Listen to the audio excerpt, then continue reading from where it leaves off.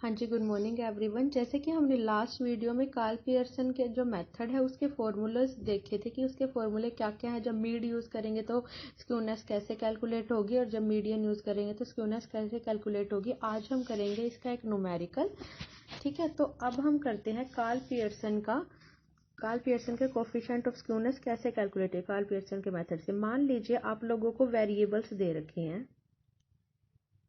जो question given है कुछ इस फॉर्म में है।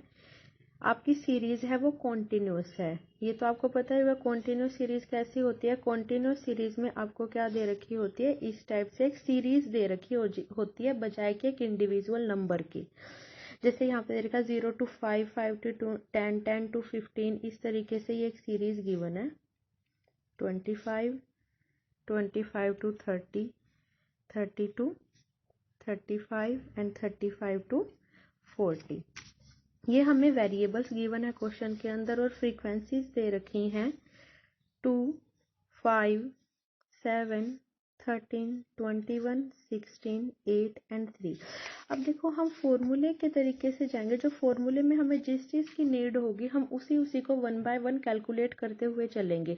जैसे ये हमारा स्क्यूनेस को कैलकुलेट करने का फॉर्मूला है, कोफिशिएंट ऑफ स्क्यूनेस को जब हम मीन में से मोड को माइनस कर दे और जो आंसर आए उसको स्टैंडर्ड डेविएशन से डिवाइड कर दे तो हमारा क्या कैलकुलेट हो जाएगा, कोफिशिएंट ऑफ स्क्यूनेस। तो ऑब्वियस सी बात है, इसमें हमें सबसे पहले क्या कैलकुलेट करना पड़ेगा, मीन, उसके बाद मोड और उसके बाद क्या, स्टैंडर्ड डेविएशन। आपने इनसे जो प्रीवियस चैप्टर उनके अंदर ये सीख लिया, लेकिन फिर भी हम सबसे पहले क्या करते हैं, मीन को क्या करते हैं, कैलकुलेट करेंगे। देखो मीन को कैलकुलेट करने का फॉर्मूला है कॉन्टिन्यूअस सीरीज के अंदर a plus sigma F D dash divided by n multiply by I. अब इसे समझो कि ये फॉर्मूला है क्या। देखो ए क्या होता है, ए होता है हमारा अज्यूम्ड मीन। सबसे पहले हम एक मीन को अज्यूम करके चलते हैं, वो क्या है। इसमें देखो सीरीज के अंदर हम इस वाले फॉर्मूले को अज्यूम्ड मीन निकालने के लिए जो हमारी कॉन्टिन्यूअस सीरीज होती है उसमें सबसे पहले मिड वैल्यू को क्या करते हैं, कैलकुलेट करते हैं। अब मिड वैल्यू को कैसे कैलकुलेट करते हैं वो देखो। मिड वैल्यू को कैलकुलेट करने का फॉर्मूला है जो हमारी लोअर लिमिट है जो हमारी अपर लिमिट है, lower limit plus upper limit divided by 2। कि लोअर लिमिट में अपर लिमिट को प्लस करके 2 से डिवाइड कर दो तो हमारी क्या कैलकुलेट हो जाती है, मिड वैल्यू कैलकुलेट हो जाती है। तो 0 + 5 डिवाइडेड बाय क्या आ जाएगा हमारा 2.5। मिड वैल्यू ऐसे कैलकुलेट करते चलेंगे, जो फॉर्मूला गिवन है सारी कैलकुलेट कर लेते हैं। 0.5, 17.5, 22.5, 27.5, 32.5 एंड 37.5। अब देखो जो अज्यूम्ड मीन होता है वो क्या होता है, अज्यूम्ड मीन जो हम अज्यूम करते हैं कॉन्टिन्यूअस सीरीज में, वो जो मिड वैल्यू है उन्हीं में से एक वैल्यू को अज्यूम कर लेते हैं, वो होता है हमारा अज्यूम्ड मीन। जहाँ जिसको हम फॉर्मूले में कहाँ पुट करेंगे, यहाँ पे, जहाँ पे हमने क्या लिखा हुआ है, ए लिखा हुआ है। तो मान लो हमने इस पूरी सीरीज में से अज्यूम कर लिया, ये है हमारा अज्यूम्ड मीन 22.5। तो फॉर्मूले में हमारा क्या आ गया, अब फर्स्ट 22.5 आ गया। इसके बाद हम कैलकुलेट करेंगे, फॉर्मूले से चलेंगे। फॉर्मूले में हमें चाहिए डी डैश निकालने से पहले हम डी निकालेंगे। और डी कैसे निकालते हैं वो देखो। डी निकालने का फॉर्मूला होता है कि जो ये हमारा अज्यूम्ड मीन निकल गया, और डी निकालने का फॉर्मूला होगा कि जो हम मिड वैल्यू में से हमने जो अज्यूम्ड मीन अज्यूम किया है उसमें से क्या करते जाएंगे। देखो ये रहा, ये मिड वैल्यू में से अज्यूम्ड मीन को क्या करते जाएंगे, माइनस करते जाएंगे। तो हमारा क्या निकल जाएगा, डी निकल जाएगा। ये निकल गया हमारा -20, -15, -10, -5, 0, 5, 10 एंड 15। ये कैलकुलेट हो गया हमारा डी। लेकिन हमें तो क्या चाहिए था, डी डैश चाहिए था। फॉर्मूले में तो हमारा डी डैश है जब हम मीन को कैलकुलेट करते हैं। तो डी डैश कैसे कैलकुलेट करेंगे, जो हमारे वेरिएबल्स के बीच में गैप है ना, यानी कि 0 से 5 के बीच में कितने का गैप है, 5 का गैप है। इसको जो ये गैप है, ये जो क्लास इंटरवल है, डी को क्लास इंटरवल से क्या कर देंगे, डिवाइड कर देंगे। तो हमारा क्या कैलकुलेट हो जाएगा, डी डैश कैलकुलेट हो जाएगा डी डिवाइडेड बाय 5। अब डी क्या है हमारा फर्स्ट में -20 और 5 से क्या करते जाएंगे, डिवाइड करते जाएंगे, क्योंकि हमारा जो क्लास इंटरवल है वो क्या है 5 का चल रहा है। तो कैसे कैलकुलेट करेंगे, -20 डिवाइडेड बाय 5, आंसर क्या आ जाएगा हमारा -4। इसी तरीके से हम सारा कैलकुलेट करेंगे, -3 -2 -1 0 1 2 एंड 3।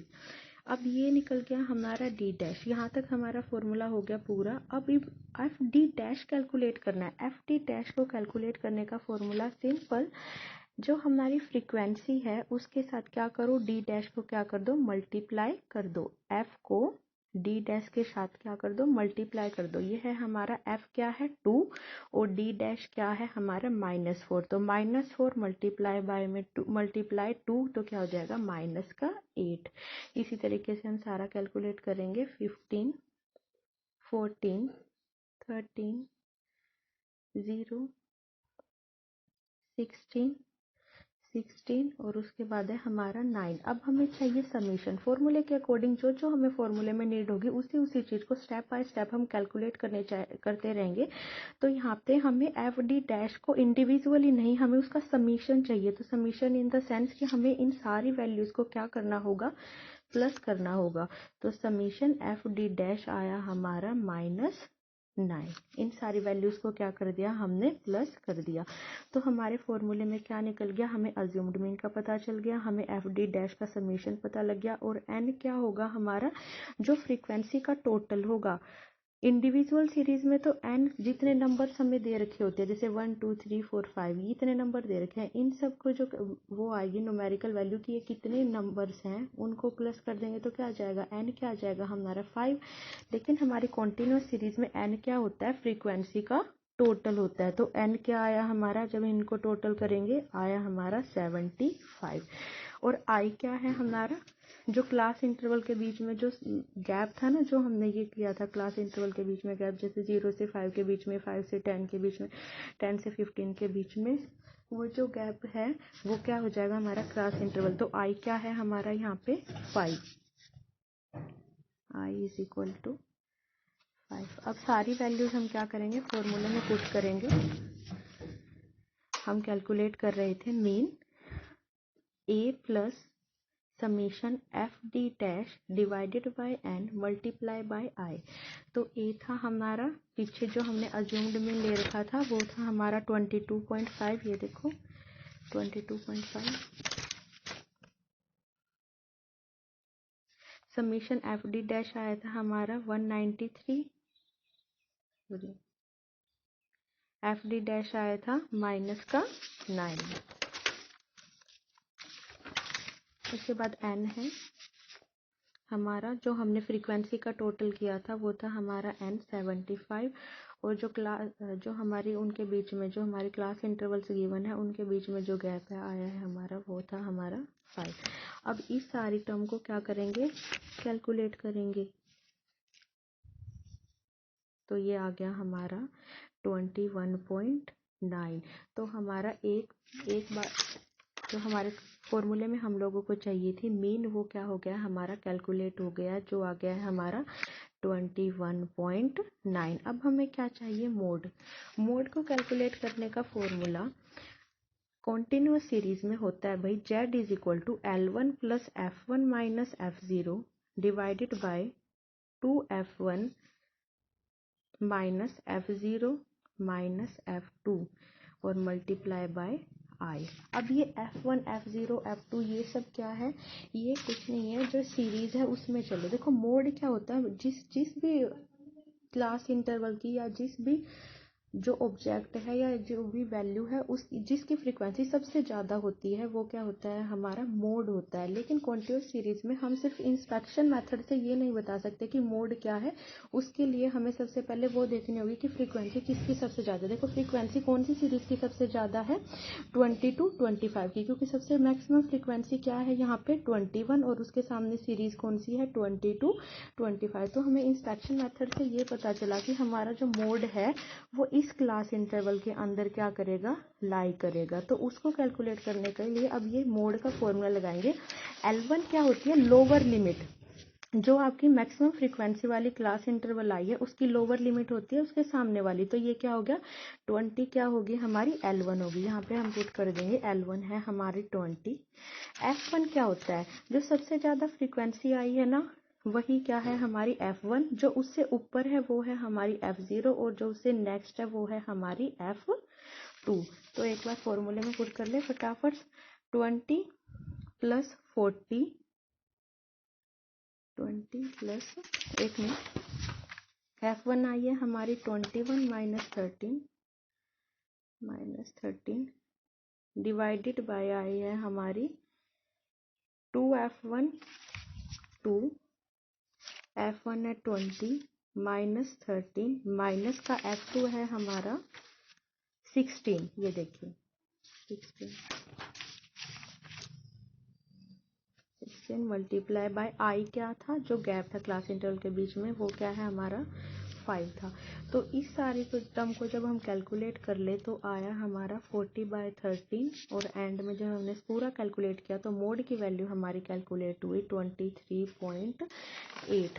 तो हमारा जो फॉर्मूला था स्क्यूनेस का उसमें हमारी मोड की वैल्यू भी कैलकुलेट होगी जो आई 23.08। दो चीज़ें कैलकुलेट होगी। अब लास्ट रहता है हमारा स्टैंडर्ड डेविएशन।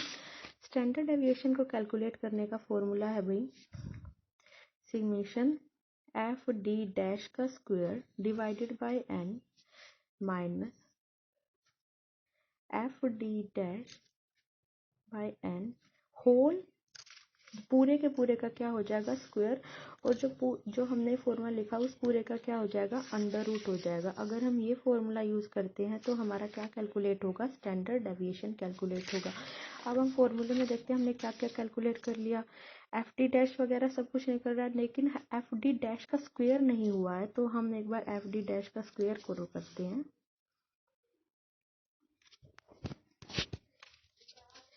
एफ को सबसे पहले डी डैश से क्या करना पड़ेगा, मल्टीप्लाई करना पड़ेगा। उसके बाद क्या निकल जाएगा, उसका स्क्वायर जब हम निकाल लेंगे वो क्या निकल जाएगा हमारा डी एफ डी डैश का स्क्वायर। देखो 32, 45, 28, 13, 0, 16, 32 एंड 27। तो ये हमारा जब हम इन सारी वैल्यूज़ को क्या कर देंगे, प्लस कर देंगे, तो हमारा निकल जाएगा समीशन एफ डी डैश का स्क्वायर, जो हमारा आया है 193। ठीक है, तो इन सारी वैल्यूज़ को क्या करेंगे, अब हम फॉर्मूले में पुट करते हैं फटाफट।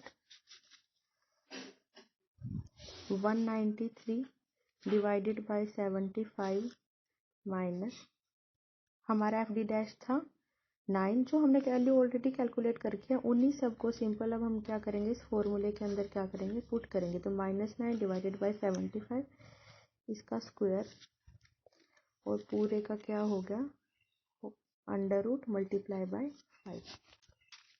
अब इसको कैलकुलेट करने का मेथड देखो, इंडिविजुअली पहले 193 और 75 डिवाइडेड बाय जो 75 है पहले उसको सोल्व करो। इधर से कैसे सोल्व करोगे, 9 का क्या करोगे आप स्क्वायर करोगे, क्या आ जाएगा 81, और 75 का भी क्या करो स्क्वायर करो। जब ये वैल्यूज़ कैलकुलेट हो जाए तो इस वाली वैल्यू से क्या करो, नेक्स्ट वाली वैल्यू को माइनस करो, उसके बाद अंडर रूट करो। अंडर रूट के बाद आपको 5 से क्या करना है, मल्टीप्लाई करना है। तो स्टेप बाय स्टेप करना है, पहले ये वाली साइड सोल्व करनी है, फिर राइट हैंड साइड सोल्व करनी है, और उन दोनों को माइनस करके फिर उसका अंडर रूट कैलकुलेट करके हम 5 से डिवाइड करेंगे तो हमारा स्टैंडर्ड डेविएशन निकलेगा। ये वाली साइड जब हमने कैलकुलेट की तो हमारी वैल्यू आई 733 माइनस 0.0144 का होल स्क्वायर मल्टीप्लाई बाय 5। जब हमने इसका अंडर रूट निकाला सोल्व किया तो ये आया हमारा 2.5589 अंडर रूट मल्टीप्लाई बाय 5। जब इसका अंडर रूट निकाला तो हमारा एंड में आया 1.599 मल्टीप्लाई बाय 5, तो आंसर आया 7.995। तो अब एंड में हमारा स्टैंडर्ड डेविएशन भी निकला, क्योंकि हमें तीन ही चीज़ें चाहिए थी, mean, mode and standard deviation. Standard deviation आया हमारा 7.995। अब इसको कोफिशिएंट ऑफ स्क्यूनेस के फॉर्मूले में पुट करेंगे, क्योंकि मीन आया हमारा 21.9, हमारा मोड आया 23.08। उसके बाद उनको डिवाइड करने के हमारा स्टैंडर्ड डेविएशन कैलकुलेट हुआ 7.99। जब इनको फॉर्मूले में पुट कर देंगे, सबसे पहले इसमें से इसको माइनस करेंगे, फिर उसके बाद क्या करेंगे, स्टैंडर्ड डेविएशन से डिवाइड करेंगे। तो हमारा एंड में कोफिशिएंट ऑफ स्क्यूनेस निकला -0.5। इट मीन्स जो हमारी वैल्यूज थी या जो हमारे सिमेट्रिकल डिस्ट्रीब्यूशन है उससे कितनी दूरी पे हैं हम लोग, -0.5। यानी कि हमारी जो टेल है, जो ये सिमेट्रिकल डिस्ट्रीब्यूशन में तो प्रॉपर बेल शेप्ड होता है, लेकिन अब जो माइनस का आया इट मीन्स हमारी लेफ्टवर्ड ज़्यादा टेल बढ़ी हुई है। इट मीन्स हमारी क्या है, नेगेटिव स्क्यूनेस आई हुई है। तो नेगेटिव स्क्यूनेस कितनी है हमारी, -0.15। तो ये था हमारा स्क्यूनेस कैलकुलेट करने का फॉर्मूला कार्ल पियर्सन के मेथड से, कोफिशिएंट ऑफ स्क्यूनेस। और एब्सोल्यूट मेजर में कुछ नहीं है। जब इस एब्सोल्यूट मेजर में ये फायदा होगा कि आपको स्टैंडर्ड डेविएशन कैलकुलेट करने की जरूरत नहीं होगी, सिंपल आप मोड मीन में से मोड को माइनस कर दोगे तो absolute measure of skewness calculate हो जाएगा। So thank you.